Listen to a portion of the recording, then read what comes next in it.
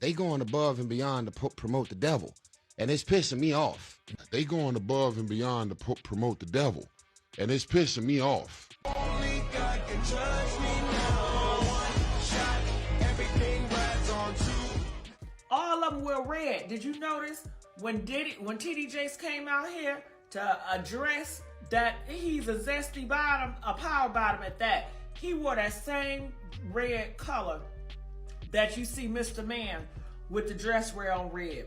Because it was his turn next. Okay. Some of us are against the Illuminati, and we are against the Illuminati at our own detriment. Girl, Tyrese Gibson is getting absolutely dragged on social media for walking the red carpet in a red dress. And people are saying Tyrese finally buckled and sold his soul to Hollywood. And word on the street is that Katt Williams tried to warn Tyrese beforehand that the price he'll have to pay for making his move is not worth it. See, over the years, black actors and comedians have often worn dresses for a laugh. I mean, a big, towering figure strutting in heels is just plain ridiculous, which makes it hilarious. But you also have to wonder, what's the trade-off here? There's gotta be some sort of price tag attached to all that laughter. So what's the deal with Tyrese wearing that red dress? Is the dress really some kind of ritual for black men in Hollywood? Let's get into it.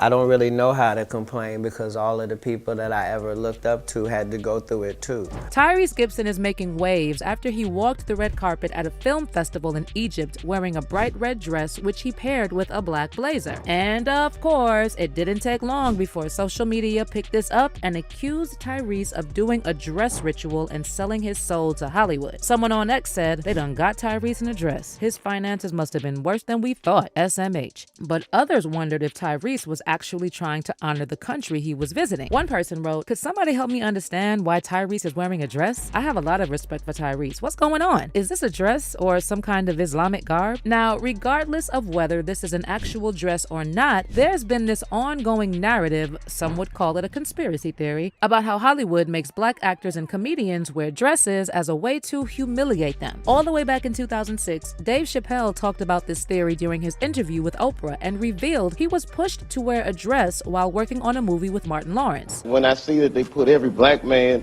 in the movies in a dress at some point in their career, I'll be connecting them down like, wow, all these brothers gotta wear a dress. This happened to me. I'm doing a movie with Martin. Yeah. The movie's going good. So I walk in a trailer.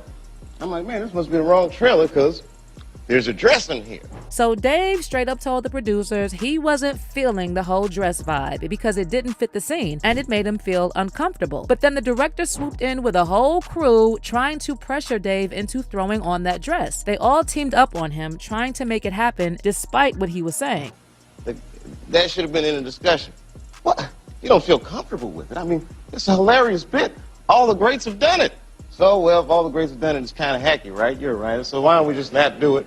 Because I don't feel comfortable wearing a dress. Oh, come on, Dave, listen, we got it all set up. We're supposed to shoot. Every minute you waste costs this much money. You know, the pressure comes in. Huh. I'm not wearing no dress, man. I'm funnier than a dress. Just give me something funny to say.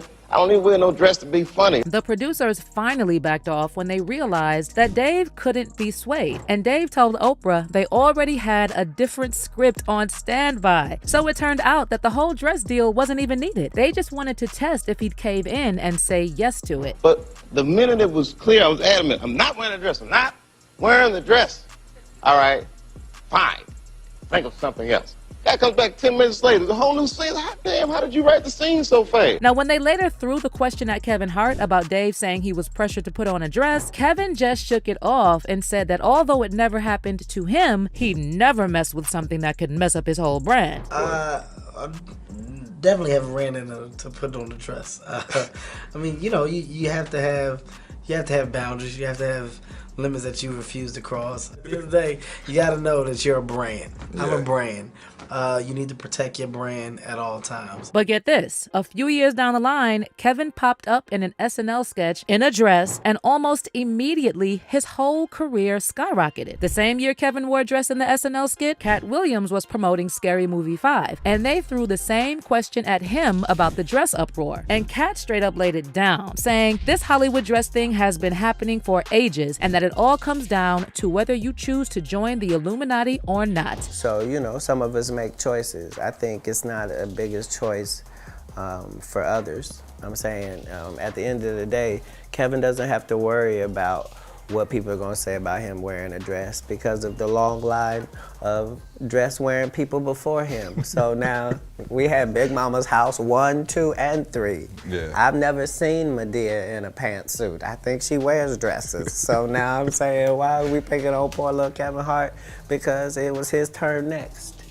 Okay. Some of us are against the Illuminati, and we are against the Illuminati at our own detriment. When people are against the Illuminati, then they get punched in the face all the time. The press hates them.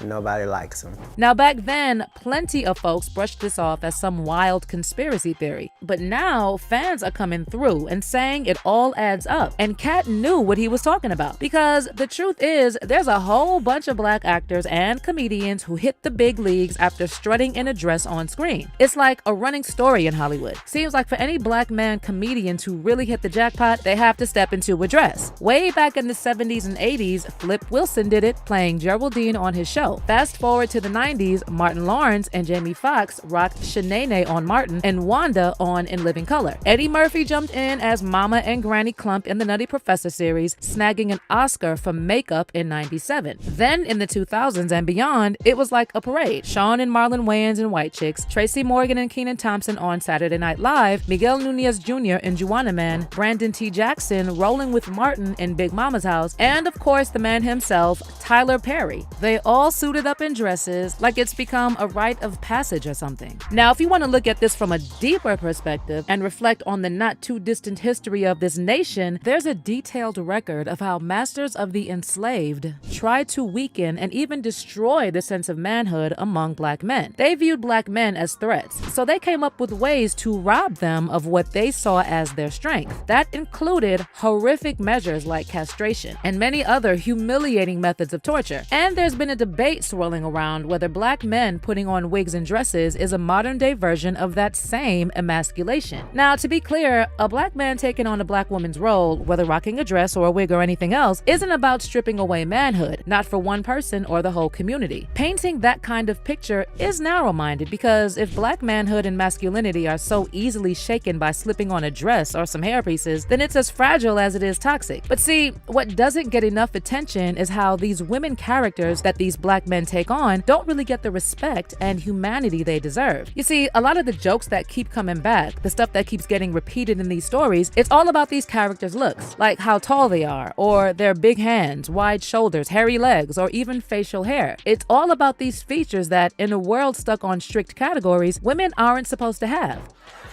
You see him?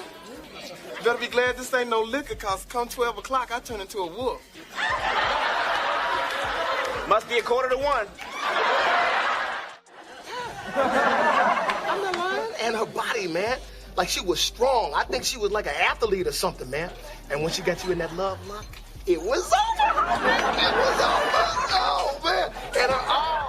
And even when these characters are supposed to be real women and not just some costume, they still get shortchanged. It's pretty clear how this mirrors the real-life dehumanization of black women, because the same lack of recognition and respect follows them around in real life too. Now, you'll notice that pretty much every black man who's gotten famous playing a woman on screen will tell you their character is based on real women they know, like Tyler Perry. He claims his inspiration comes from his mom and aunt. Then you got Martin Lawrence saying he drew inspiration from those fly streetwise ladies named after fancy cars from the block. Jamie Foxx, same deal. Sure, it's comedy, but a bunch of these characters, not all of them but quite a few, somehow end up poking fun at a certain kind of femininity, or sort of look down on a certain way of being a woman. Not always, just sneaking in a joke here and there. So when you put together these two issues, how they feminize black masculinity and how they might show black womanhood in a distorted way, this can have real life consequences and affect how black men and women are seen. There are also those who believe that the feminized image of black masculinity is a way to make black men seem less threatening, almost a way to balance out the powerful image of black men that's so common in hip-hop culture and take the edge off of that strong, empowered vibe. Terrence Howard previously spoke about this and claimed that only white men are allowed to be portrayed as strong and non-threatening at the same time. Terrence said, with the new formula, most men are made to be effeminate and not have their power or sense of strength. They allow white men to be able to be strong wrong, but when it's black men, it's seen as a threat. I don't want to remove a few chromosomes to fit in someone's story, so I feel they need to expand their stories to allow men to be men and simultaneously appreciate a woman's beauty. As for Katt Williams and his previous comments about the Illuminati and the alleged dress ritual, a lot of people initially dismissed him as a conspiracy theorist. But when he was later asked to elaborate on all this, Katt doubled down and said all conspiracies come from somewhere. But how do you feel about Tyrese wearing that dress on the red carpet? Do you think it's really some type of humiliation ritual, or are folks blowing this out of proportion? Let me know in the comments, and then check out this next video.